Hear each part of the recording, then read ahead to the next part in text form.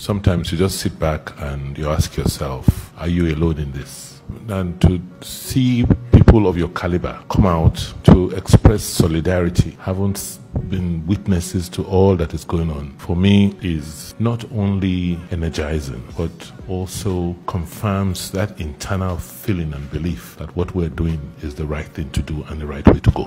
You're all witnesses to what has happened, and I'm sure you'll ask, what exactly is going on? And it is not difficult to fathom. Most of us grew up in this state. This is home for us. And this is not where we grew up. And this is not how we grew up. When the change occurred in 2016, I had no doubts in my mind that we should jump into the fray to continue the reform which we had started. But what I didn't realize was that the rot was so deep and fundamental. And it was not just a rot that expressed it, just you saw its physical expression, but it was becoming cultural. In the country, you come in here, you cannot drive through the city. You had warlords that had taken possession. When we had to clear Lagos Street, we found out that people had erected stores, shops on Lagos Street.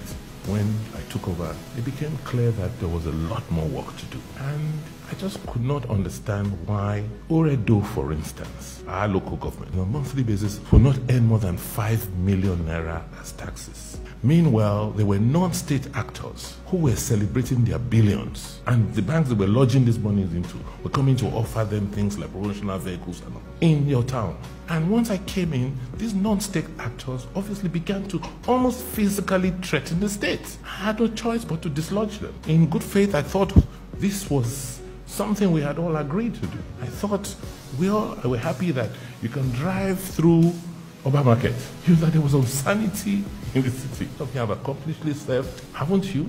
But the institutions you serve, haven't they remained? So at the end of the day, it's about building institutions. Because we individuals will come and go, but institutions remain. So those were the fundamentals I thought we should focus on. The human capacity, the human beings. How can you have a civil service, people work, you don't pay, or they retire, you don't pay them? How can you have a civil service where people work in environments that, were so unconducive and they were treated like animals? I went to Palm House after I resumed office. I tried to look through don't know to talk about the state of the building. The exits, the fire exits, were all littered with files. And some of them were padlocked. I said, so if there is a fire in this building, how would you get out? Went to Benin Technical College. The place was not what the Canadians built. And today, what are we having? A fight back. These characters and support from sources you just cannot believe. How can you have a city where you all live? It is those who have refused to go to school, who have turned themselves into touts and thugs that want to dominate our politics. How can we have progress? We were known for education, and that is why today you all can introduce yourselves as professors, doctors, people who have accomplished. But if if you didn't receive the quality of education you did, would you be who you are today? Devoting more resources of state to ensuring that our children learn so that we can build a future cannot be a wrong policy of state. And in all our conversations, all the things I'm hearing, nobody has actually told me what exactly are the policy issues. Is it that, ensuring that you build infrastructure at the right price is not the right thing to do? Is it that building roads is not the right thing to do? And try and get more resources of state to work for the people, is it not the right thing to do? Is paying teachers, strengthening the educational system not the right thing to do? Nobody has told me, in all what we have done to date, that there is some policy issue we've done that's wrong. I will rather focus on mental infrastructure. Thank God that we have people like you, people who understand what we're doing.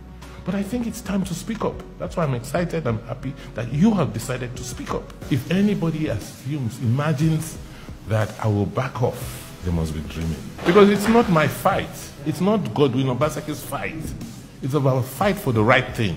The fight for the right cause. That is what it is. Because I am clear and I'm certain that victory is ours. For any group of people that want to develop, will you eat the yam seed or try and grow the yam seed? We're 4 million people today.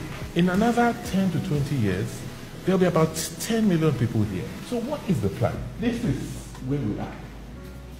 All of us, 2 million people live today. This is the river port we're contemplating. This is a 52 kilometer drive Fortunately, we started from the Kenya Road construction. That is the bypass. We have to now reconnect the bypass so that we can make the city of 40 kilometers in radius. That is the industrial park. We are planning out all of these areas. We need to build a new international airport. We need to have a logistic park. We need to have a technology area, technology center. It is these advantages which we've had in history that have created the opportunities we've always enjoyed. But people who don't know now say they want to be in charge.